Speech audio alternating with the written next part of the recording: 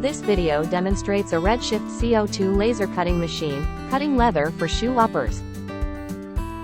Working area 1300 mm by 900 mm, laser power 80 watts.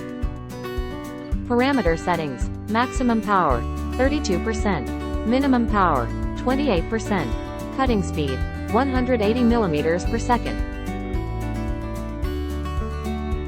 There are several benefits to using the laser machine to cut leather.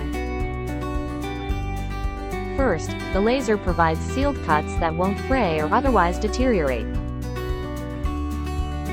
Secondly, unlike manual leather cutting tools such as utility knives and rotary cutters, cutting leather with a laser is incredibly fast, precise, and perhaps most importantly, consistent.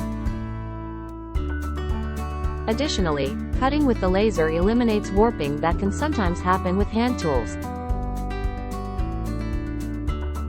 When using the laser to cut leather, there is no part-to-part contact, which means there are no blades or costly parts to replace. Lastly, there's no time wasted clamping down leather for processing. Simply insert the sheet into your laser bed and engrave or cut your desired pattern.